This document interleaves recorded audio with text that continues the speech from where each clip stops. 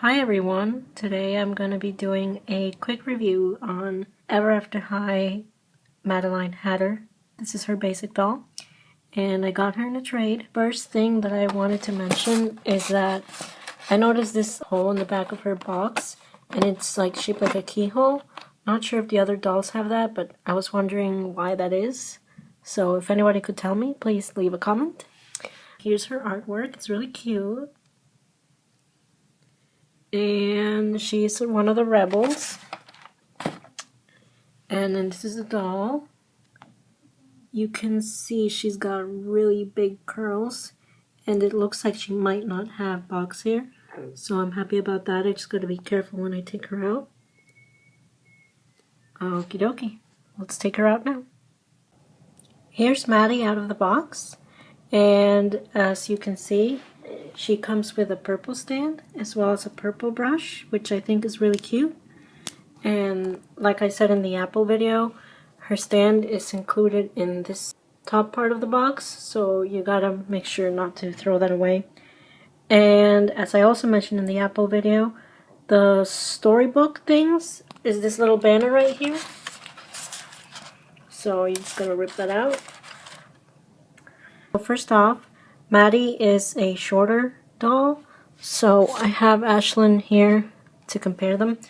I don't think she's meant to be younger, but I think it's cool that they have height differences in Ever After High as well, because I know I was shorter than most of the people in my grade, so that's a plus for me. As you might already know, Madeline is the daughter of the Mad Hatter. So that's what her theme is supposed to be. So that's why she's got this cute little teapot. And she has a hat on her headband, which is shaped like a teacup as well. And I think that's very cute. It's a really good detail. She has gloved hands, and she has a ring on her finger as well, which they secured in with a rubber band. And that's really cool. And I've noticed that probably all of the Ever After High dolls have rings, whereas in Monster High, I think it was just Nephra and Cleo's vanity set comes with a ring for her. I like the doll's design. I think it's a good color scheme for this character idea.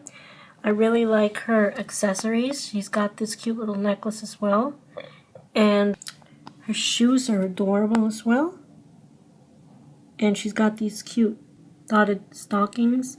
Her skirt, even though it has a lot of colors, they seem to mesh better for me than the apple skirt. And the top is simple, but it matches. This bow is just like the finishing detail that just completes it for me as well. I think that is a very important part of the outfit.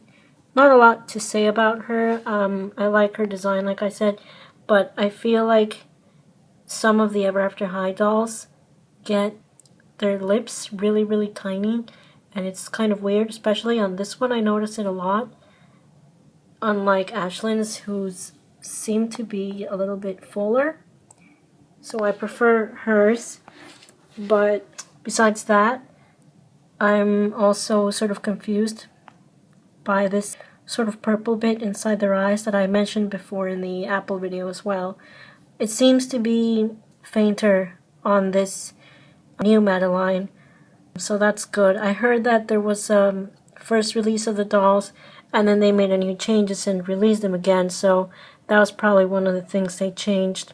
I think they also changed the size of the eyes, but I'm not 100% sure on that, so don't quote me.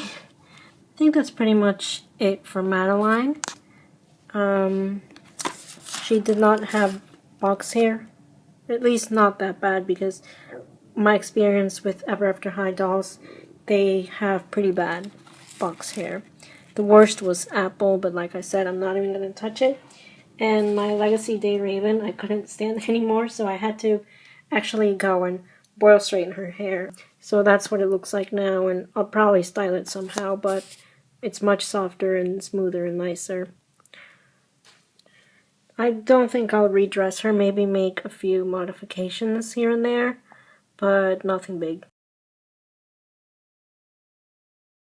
So pretty much as soon as I finished Maddie's video review, I went ahead and got started on some of the modifications because I had some ideas already rolling around in my head.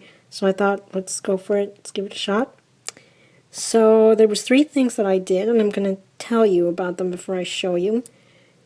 The first one was paint her lips, because I noticed that she had those little 3 dots on them just like Apple did, which I still don't understand and I don't like.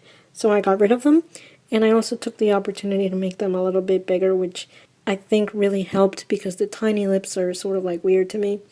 The second thing was I painted her eyebrows gold, and as you might have noticed, the original doll had them sort of like a brownish color with an already bit of a golden tone to it. So I thought it would be okay to paint them actual gold, so now they're like a little bit shiny, but I think it looks really cool. And then the third thing, and the one that I thought was sort of risky, is that I took some of this glitter that you're looking at right now. It's got a purplish tint to it, and I put it in her eyes and also a little bit sort of like dripping outside her eyes, and it's not too much, so don't get scared just yet. I think it looks really nice, to be honest. I'm very proud of how it looks, and the reason why I thought it was sort of risky is that I've never seen anything like this done before. I don't think anyone has ever even like posted like a tutorial for it or anything, so I just sort of like made it up as I went along, and I think it looks good. The thing is, you have to use really tiny brushes for tiny little areas, something like this, and I used Mod Podge, and then when the glitter dries, you just swipe off the extra bits. So what you gotta make sure is that you don't put in too much Mod Podge, because otherwise it gets too clumpy, and that's when it looks gross and ugly. And anyway, it's enough of that. Let me show you what Maddie looks like now. And I should mention, she looks a lot better in person, but I thought it would be a good idea to include this in her review video because I really, really like how it looks. So if anybody's interested in doing this to your Maddie doll, then feel free to, and I hope my explanation sort of helps you do it as well. Just, you know, make sure you don't put too much Mod Podge and that the glitter is not too thick. You have to use a really, really fine one. This is what my glitter looks like. And as you can see, it's really, really fine grains. Another thing is you gotta use a very, very small brush, something like this, maybe even smaller. And you gotta be super careful and super patient and make sure not to glop on too much of it, because then it just does not work. If you guys have any ideas or suggestions or just comments in general, let me know what you think about this look.